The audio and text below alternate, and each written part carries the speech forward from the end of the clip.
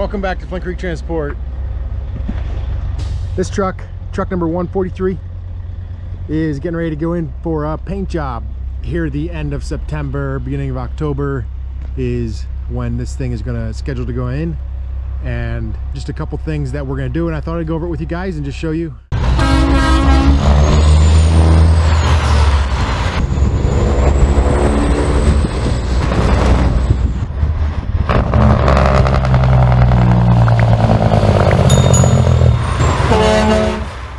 One of the first things that's going to get replaced on it is the hood. The hood on some of these Kenworths, they start cracking out, and some of the supports I can show you.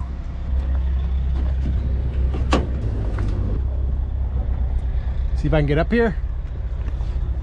So you can see where it was, right?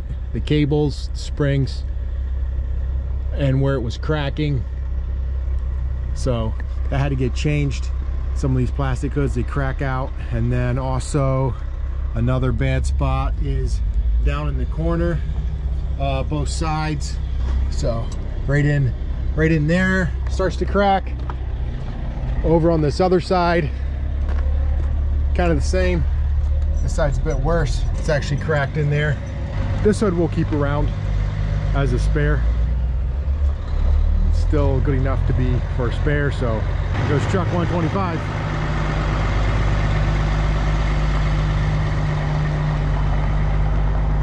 So guys, this truck is a 1999, and I think the motor on this is a 5EK, and that's something for you guys. I'll show you real quick how to check what model your cat motor is. Watch this motor not have the serial number on. No, it's right here. So it'll say serial number, I don't know if you can see it, but 2WS, the first three letters, or the first three digits, I should say, what the engines are known by.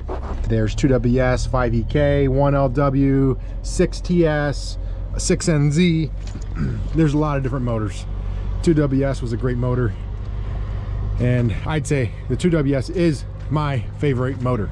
We've had better success, better luck with our 2WS motors than the 6NZ. And the other thing is, with a 2WS motor, most of the 2WS, almost all the 2WS are pre-ELD.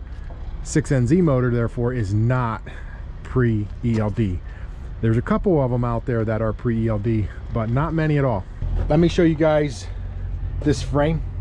So up here in the front, there's very little rust. I'm going to leave this part go.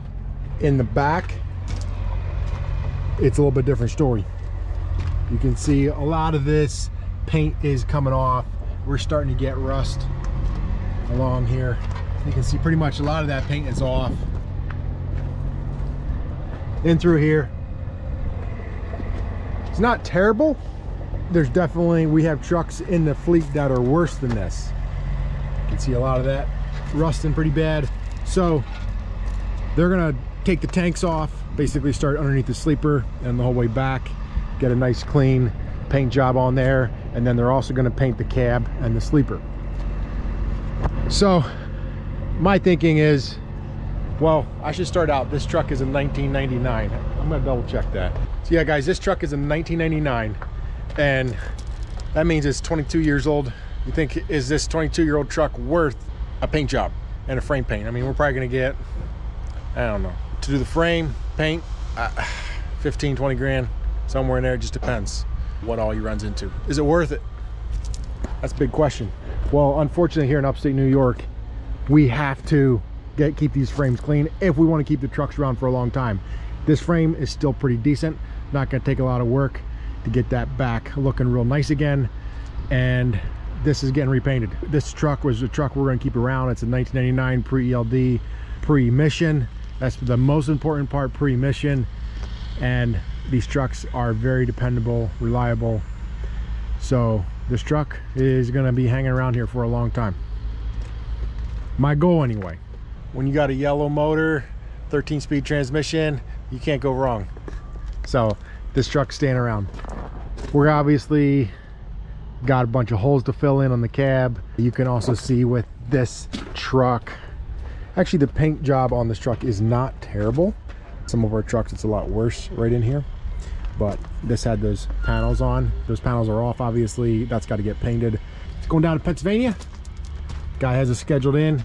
It'll probably be, you know, so I'm shooting this video before it's going down, and it's not going down for maybe a week or two yet. It'll be at least a month, beginning of November, till we see this truck back.